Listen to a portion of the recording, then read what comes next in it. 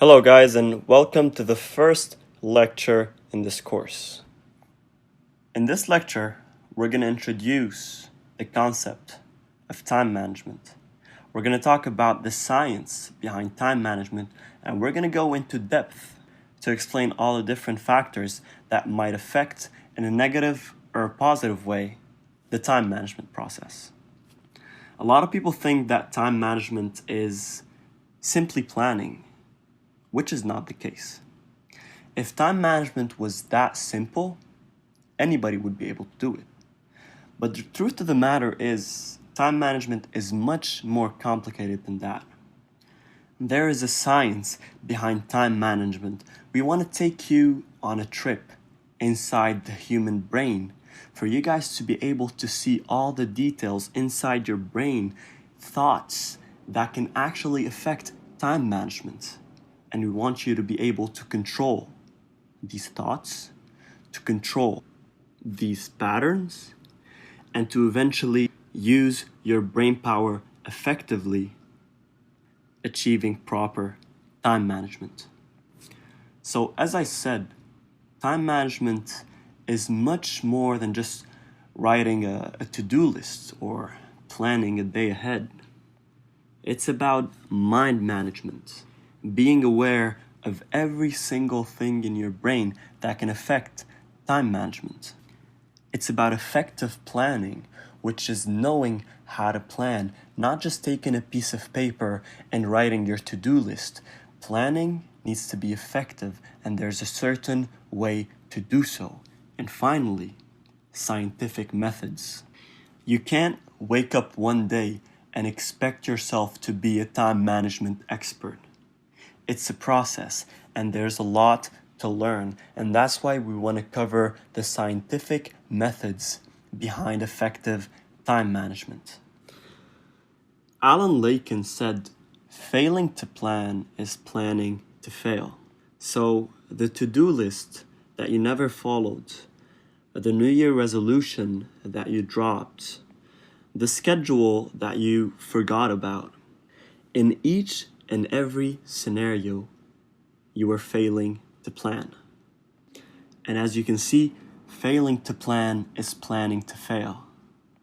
And that's exactly why you couldn't carry on with the plans that you had. You couldn't carry on with the schedules that you have, and it all went to waste. People ask themselves every single day how they should plan their day. But how do you expect to plan a day effectively when the concept of planning itself is not that concrete yet? The scientific approach to planning is very different than what people generally consider as planning, as I said before.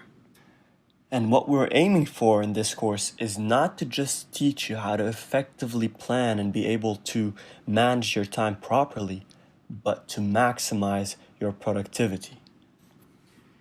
We talked about these things before, and you guys are familiar with them.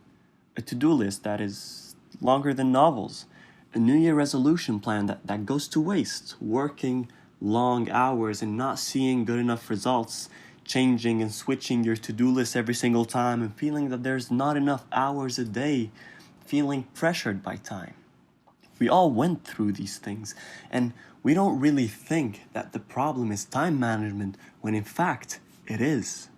We all have the exact 24 hours a day, but it's up to each and every person's time management.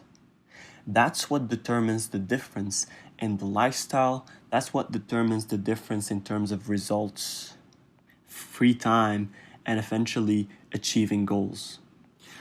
I've watched a lot of motivational videos that say, you don't need time planning, you don't need a good diet, you don't need anything. You can go 3 days without sleeping, just working.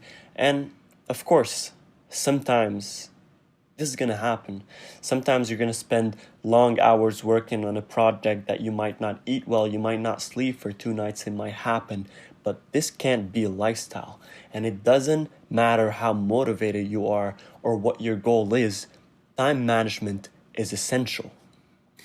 For you to be able to carry on with a plan or with a schedule, you need willpower, and your willpower gets drained, and before you know it, you find yourself falling into time management problems. Why? Because you have no willpower. It's drained. And how do you cultivate a willpower that can ensure good time management? Of course, we're going to talk about this very soon in next lectures. But for now, I want you guys to understand the concepts that can be an obstacle for time management. What you guys know as willpower is, in fact, something called the prefrontal cortex.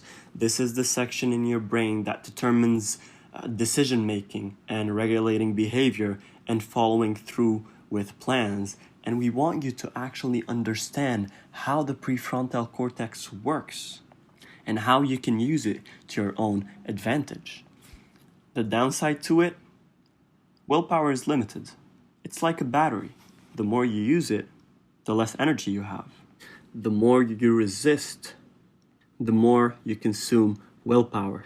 And that's exactly why, for example, when you're on a diet, you're more likely to binge on food at night, because during the day, your willpower is good. Your prefrontal cortex is charged. Your batteries are charged. But at the end of the night, you're drained because you kept resisting and resisting and resisting throughout the day, that at night, your willpower is so drained that you can't say no.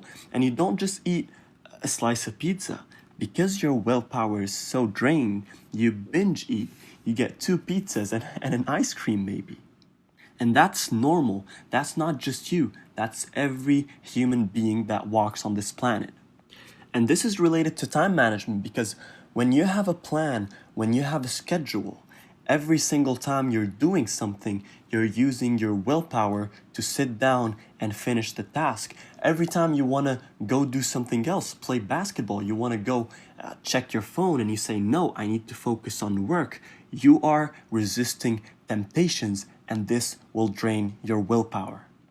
And I don't want you to think that time management is just about willpower, that if you have a good enough willpower, you'll be able to manage your time effectively, because it's much more than just willpower. It's attention span, prioritization, distractions, noise, skills, pressure, power, action, adrenaline, multitasking, nutrition, habits, introspection, plasticity, amygdala. There's a lot of concepts that gets into time management, and we're going to cover all of those concepts that you need to be able to manage your time effectively.